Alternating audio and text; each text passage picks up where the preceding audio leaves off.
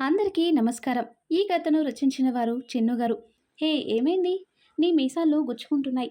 అయితే తీసేయమంటావా అని మెల్లిగా చెవిలో చెప్తాడు. ఛీ, వద్దులే మరి అని ఆమెను తన పైకి లాక్కొని మళ్ళీ తన పెదాలతో ఆమె పెదవులందుకోవాలని చూస్తున్నాడు గౌతమ్. వద్దు గౌతమ్, వద్దు ప్లీజ్, ఊపిరి కూడా రావటం లేదు, నేను ఇస్తాగా అని మళ్ళీ ఆమె పెదవుల్లో అందుకున్నాడు. ఇంతలో తలుపు శబ్దమైతే ఈ లోకంలోకి వచ్చాడు గౌతమ్. ఏరా గౌతమ్, ఇదంతా కళ అని ఎదురుగా వస్తున్న కావ్యని చూసి ఇందాక తను కలలో ఊహించుకున్న విధంగా ఉండేసరికి అలాగే చూస్తూ ఉంటాడు. అంతలో కావ్య దగ్గరికి వచ్చి పాలు పక్కనే ఉన్న టేబుల్ మీద పెట్టి ఎవరికీ తెలియకుండా తనతో తెచ్చుకున్న ఫోన్లో పాటలు వింటూ ప్లేట్లో ఉన్న స్వీట్స్ తింటూ ఉంటుంది. ఏంటిది, ఏం చేస్తున్నావు? స్వీట్స్ తింటున్నా. అదే ఎందుకు? నోరూరి ఆకలేసింది కనుక. నన్ను నువ్వు నోరు ఊరిస్తూ నువ్వేమో స్వీట్స్ తింటున్నావా అని తనకు మాత్రమే అనుకుని, అది కాదు, ఈరోజు మన ఫస్ట్ నైట్. ఓహో, అయితే నువ్వేం తినవా అని స్వీట్స్ తినేసి గ్లాస్లో ఉన్న పాల దగ్గరకు వస్తుంది. పాలు కూడా తాగవా అని కావ్య అనడంతో, ఎందుకు తాగను, తమరు పీకుల వరకు తిన్నారు కదా, ఇవి కూడా నాకు మిగల్చరా అని గ్లాస్ తీసుకొని పాలన్నీ గడగడ తాగేశాడు. తనకు అదే కావాల్సినట్టుగా చూస్తోంది కావ్య. ఓ 5 నిమిషాలకి మైకం వచ్చిన వాడై తూలుతుంటే కావ్య జాగ్రత్తగా బెడ్ మీద పడుకోబెట్టి తను పక్కనే ఉన్న సోఫాలో పడుకుంటుంది. తెల్లవారింది. సుజాత వచ్చి తలుపు తట్టి కావ్యని పిలిచి, అమ్మ రమ్మంటుంది.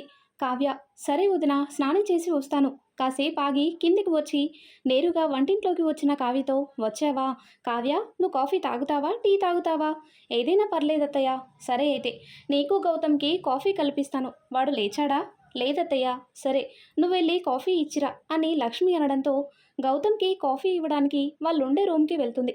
సార్కి నిన్న ఇచ్చిన డోస్ ఎక్కువైనట్టుంది, బాగా గాఢ నిద్రలో ఉన్నారనుకుంటా. ఎంత పిలిచినా లేకపోయేసరికి, ఏమండోయ్ శ్రీవారు, లేస్తారా అని చెవిలో అరుస్తుంది దీప. అబ్బా రాక్షసి, ఎందుకే అంత గట్టిగా అరుస్తావు? నిద్ర లేపాలి, పోయేటు అరవకూడదు.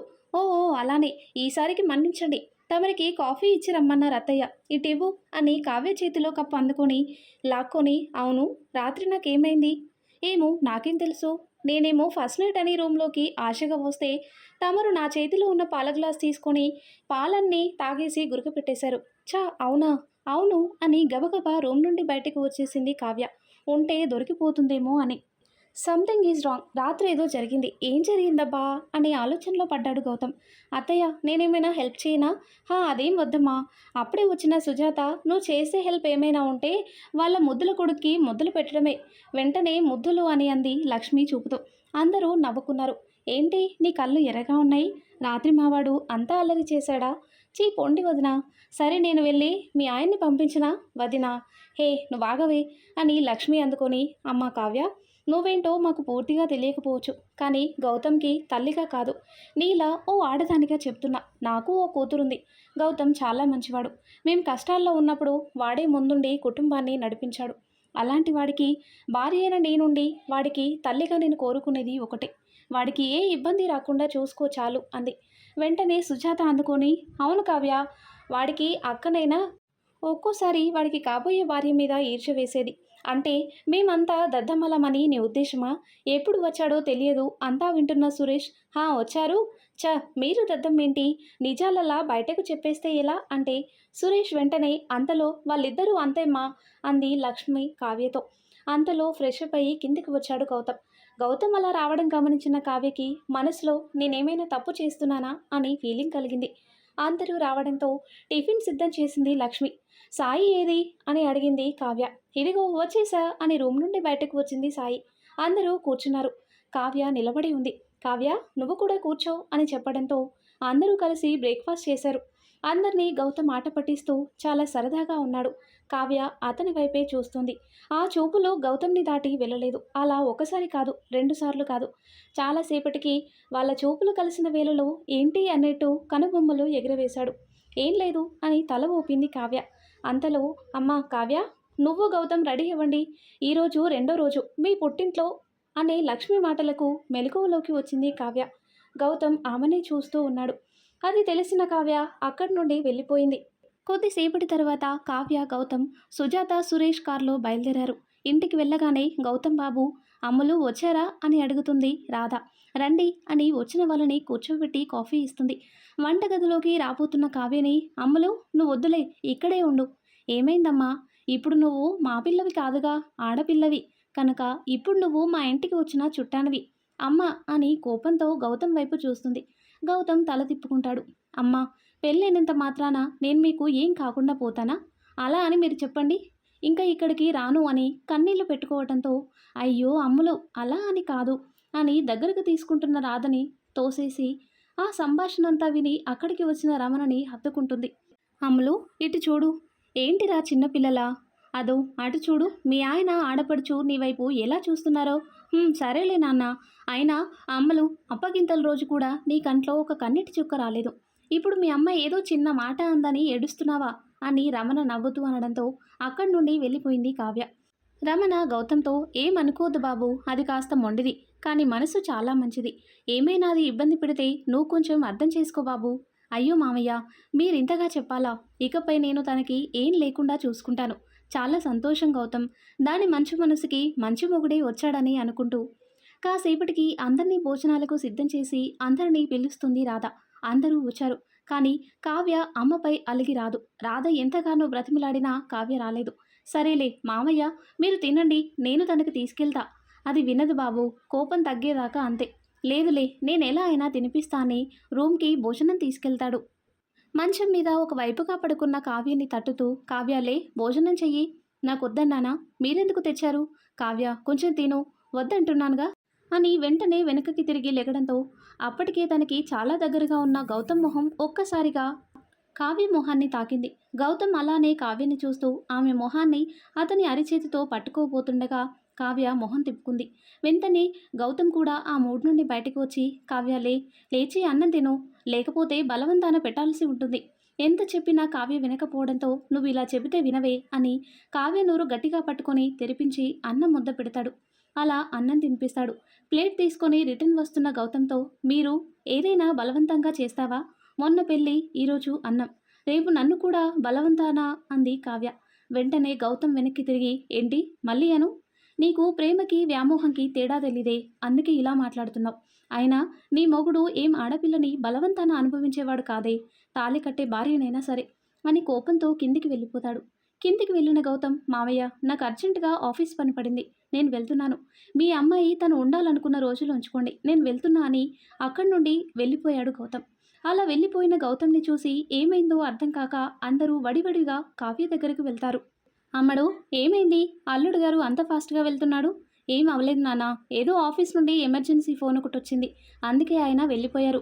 మేం కూడా ఇక ఇంటికి బయలుదేరుతాం. అదేంటే, రెండో రోజు ఇక్కడ జరగాలనేగా వచ్చింది అని అంది రాధ. ఆయనే వెళ్ళిపోయినప్పుడు రెండో రోజు ఏంటి, రెండో సంవత్సరం ఏంటి అని సిద్ధమవుతుంది. కావ్యతో పాటు సుజాత, సురేష్లు కూడా రిటర్న్ అవుతారు. అదేంటే అప్పుడే వచ్చేశారు? ఇంట్లోకి వచ్చిన వెంటనే సురేష్ రూమ్లోకి వెళ్ళిపోయాడు. వీడేంది ఇంత కోపంగా ఉన్నాడు? అసలు గౌతమేడే? నిశ్శబ్దం. ఏంటే అలా సైలెంట్గా ఉన్నారు? చిన్నోడేడే? కావ్య, నువ్వైనా చెప్పు, ఏం జరిగింది? అంతలో, అమ్మ, వాడికి ఏదో ఆఫీస్లో ఎమర్జెన్సీ పని పడిందంట, అందుకే వెళ్ళాడు. ఇందుకే కావ్య కూడా వచ్చేసింది. అదేంటి, కావ్య పెళ్ళైన తర్వాత మొదటిసారి ఇంటికి వెళ్ళావు, నువ్వు 2 రోజులు ఉండాల్సింది. అది మన ఇల్లు కాదు కదా అత్తయ్య. అంటే పెళ్ళయ్యాక ఓ ఆడపిల్ల పుట్టింట్లో ఎక్కువ కాలం ఉండకూడదని అని కావ్య అనడంతో పొద్దున్న రాధ మాటలకు చాలా హట్ అయింది అని సుజాతకి అర్థమైంది.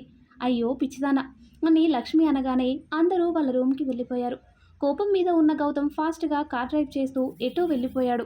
రాత్రి 10 అయింది. ఇంకా గౌతమ్ రాకపోవడం సుజాత తమ్ముడికి కాల్ చేస్తుంది, లిఫ్ట్ చేయలేదు. ఓ పక్క గౌతమ్ ఏమైనా కాల్ లిఫ్ట్ చేస్తాడేమో అని కావ్య ఆతృతగా చూస్తోంది. తర్వాత సురేష్, తర్వాత లక్ష్మి. ఎవరు ఫోన్ చేసినా లిఫ్ట్ చేయడు గౌతమ్. సరే అత్తయ్య, నేను గౌతమ్ ఆఫీస్కి వెళ్ళి విషయం తెలుసుకొని వస్తా అని వెళ్తాడు సురేష్. తన ఫోన్లో 30కి మించిన మిస్డ్ కాల్స్ నోటిఫికేషన్లు, టైం కోసం తీసిన ఫోన్ ఆ నోటిఫికేషన్లు కనబడ్డాయి గౌతమ్కి. అప్పటికే టైము 1 AM, అంటే పొద్దున్న. బయట కాలింగ్ బెల్ మోగటంతో కావ్య పరిగెడుతూ వచ్చి తన బెడ్రూమ్ తలుపు దగ్గరే ఆగిపోతుంది. సుజాత డోర్ ఓపెన్ చేస్తుంది. ఎదురుగా గౌతమ్. ఎక్కడికి వెళ్ళావురా అని లోపలికి వస్తున్న గౌతమ్ని అడిగింది సుజాత. అబ్బా, ఏంటే నీ నస? ఇంట్లోకి వచ్చి రాకముందే సరేరా, దాంది నసే. ఇప్పుడు నేను అడుగుతున్నా, ఎక్కడికి వెళ్ళావు? ఆఫీస్లో ఎమర్జెన్సీ అమ్మా. ఫోన్ కూడా ఎత్తలేనంత ఎమర్జెన్సీనారా? చూసుకోలేదమ్మా. అంతలో సురేష్ వచ్చాడు. అలా అంటావేంటిరా నువ్వు? ఫోన్ లిఫ్ట్ చేయకపోయేసరికి కావ్య ఎంత టెన్షన్ పడిందో తెలుసా? ఇంకా వల్ల కాక ఏడుస్తూ ఉంది. అన్నం కూడా తినలేదు. బెడ్రూమ్ తలుపు చాటున ఉన్న కావ్యని చూపిస్తూ. ఒక్కరోజుకి ఏడ్చి అన్నం తినకపోతే ఏం ఇబ్బంది లేదులే అమ్మా అని కావ్యను చూస్తూ అని లోపలికి వెళ్ళిపోయాడు. అందరూ ఆ మాటలకి కొంచెం షాక్ అయ్యారు. ఎప్పుడూ ఎవరిని బాధ పెట్టని గౌతమేనా అలా మాట్లాడింది అని. గౌతమ్ మేడ మీద ఒంటరిగా ఏదో ఆలోచిస్తూ ఉన్నాడు. రే గౌతమ్, వెనక నుండి సురేష్, ఏరా బావా ఈ టైంలో నువ్వు ఇక్కడ, అది నెట్టేసిందా ఏంటి బయటికి అని నవ్వుతూ. రే గౌతమ్, ఏంటిరా నీ ప్రాబ్లం? ప్రాబ్లమా నాకా? ఏరా కలేమైనా కన్నావా? లేదు, నేను సీరియస్గానే అడుగుతున్నాను. నీ పెళ్ళి కుదిరినప్పటి నుండి ఎందుకు చాలా టెన్స్ ఫీల్ అవుతూ ఉన్నావు. ఇప్పుడు ఈరోజు ఇలా. హే బావా, ఇంట్లో అమ్మ అక్క అయిపోయారు. ఇప్పుడు నువ్వు కూడా క్లాస్ తీసుకోవడం స్టార్ట్ చేసావా? అదేం లేదు, ఆఫీస్లో వర్క్ ఉండి. గౌతమ్ ఇంకా ఏదో చెప్పేలోపు నేను ఇందాక మీ ఆఫీస్కే వెళ్ళి వచ్చాను గౌతమ్. అక్కడ నువ్వు లేవు. వెంటనే వెనకనే ఉన్న సుజాత, రే గౌతమ్, నువ్వు కావ్య ఓకేనా? ఓ నువ్వు వచ్చావా? ఓకేనా అంటే ఏంటి? సంతోషంగా ఉండటమా? అదిగో అదక్కడ, నేనిక్కడ. విడివిడిగా చాలా సంతోషంగా ఉన్నాం. కానీ కలిసేలేమే. ఉండాలని నేను కోరుకుంటున్నా. అది నా నుండి దూరం అవుతూ నీ ఉండాలి అనుకుంటుంది. అక్క, అది మొండిది. తనకిష్టం లేకుండా పెళ్లి చేసుకున్నానే కోపం దానికి. చివరకు దాని మొండితనం ఎంతవరకు వెళ్ళిందో తెలుసా బావా? మొదటి రోజు రాత్రి దాని చేతికిచ్చిన పాల గ్లాస్లో స్లీపింగ్ పిల్స్ కలిపేంతగా. ఏంటి అన్నారు ఇద్దరూ ఒకేసారి. హా, పెళ్ళయ్యాక ఇవన్నీ తప్పవని నాకు స్పృహ ఉంటే నా ముందు లొంగిపోవాల్సి వస్తుందేమో అనే భయంతో చేసింది. నీకెలా తెలుసురా? పొద్దున్న స్నానం చేసి బయటకు వచ్చినప్పుడు నేను టేబుల్ మీద పిల్ కవర్ చూసా. అలాంటిదే వాళ్ళ ఇంట్లో వాళ్ళ నాన్న వాడే మెడిసిన్లో కూడా ఉంది. డౌట్ వచ్చి ఈ టాబ్లెట్స్ ఎందుకు వాడతారు మావయ్య అని అడిగితే ఆయన చెప్పారు అసలు సంగతి. అవి స్లీప్ పిల్స్ అని. అప్పుడు అర్థమైంది నాకు, నైట్ ఎందుకు స్పృహ తప్పింది అని. అది ఆ రోజు కూడా ఈ తిక్క పని చేసుడు. నేను గొడవ పెట్టుకోకపోతే అంటే కావాలని చేశావా అని సురేష్ అడిగితే, అవును బావా, నా ముందు కావ్య ఎప్పుడూ ఇబ్బంది పడకూడదు అందుకే చేశా. తను అంటే ఇష్టం అని చెప్పేయచ్చు కదరా. నాకు కావ్య అంటే ఇష్టమే, మరి కావ్యకి? అదేం లేదురా, కావ్యకి కూడా నువ్వంటే ఇష్టమే. ఈరోజు నువ్వు ఫోన్ లిఫ్ట్ చేయకపోయేసరికి ఎంత కంగారు పడిందనుకున్నావు. నేను కావ్యకి ఇష్టం అనే మాట నువ్వు కాదే, అది చెప్పాలి. ఇప్పటికే చాలా లేట్ అయింది. ఇక పోదాం పదండి అని గౌతమ్ అనడంతో సురేష్ సుజాతలతో కలిసి గౌతమ్ కూడా కిందికి వచ్చేస్తాడు.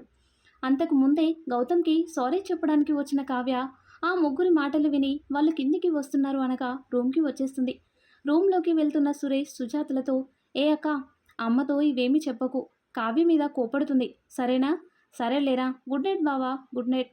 బెడ్రూమ్లోకి వెళ్ళిన గౌతమ్ కావ్య సోఫాలో పడుకోవడాన్ని చూసి తను కూడా బెడ్ మీద పడుకున్నాడు. ఉదయాన్నే నిద్రలేచి స్నానం చేసి కాఫీ కలిపి కావ్య గౌతమ్ కోసం తీసుకెళ్తుంది. గౌతమ్, గౌతమ్. నిద్రలేచిన గౌతమ్ కావ్య చెప్పేది ఏమీ వినకుండా బాత్రూంకి వెళ్ళిపోయాడు. కావ్యని టిఫిన్ తయారు చేస్తుంది. అందరూ బ్రేక్ఫాస్ట్ చేయడానికి వస్తారు. గౌతమ్ కూడా. రే గౌతమ్, ఈరోజు టిఫిన్ కావ్యనే చేసింది అని లక్ష్మి చెప్పడంతో, అమ్మా నేను ఆఫీస్కి వెళ్ళొస్తా. వెనుక నుండి రే టిఫిన్ అని లక్ష్మి అంటున్నా. సరే. కావ్య మనసు నొచ్చుకొని బాధతో తను కూడా ఏం తినకుండా వెళ్ళిపోతుంది. ఇటు సురేష్ కూడా సాయిను స్కూల్ దగ్గర డ్రాప్ చేసి ఆఫీస్కి వెళ్తాడు. రావదిన, కావ్య బెడ్పై పడుకొని ఏడుస్తూ ఉంటుంది. కావ్య సుజాత రూంలోకి రావటం గమనించి కళ్ళు తుడుచుకుంటూ, కొంచెం ఏమైనా తిను కావ్య, నాకు ఆకలిగా లేదు వదిన. కొన్ని నిమిషాలు నిశ్శబ్దం. వదిన సారీ. ఎందుకు? అది రాత్రి గౌతమ్కి సారీ చెబుదామని వచ్చినప్పుడు నువ్వు అన్నయ్య గౌతమ్ మాట్లాడుకుంటున్న మాటలు విన్నాను. నేను మిమ్మల్ని అందరినీ బాగా ఇబ్బంది పెట్టాను.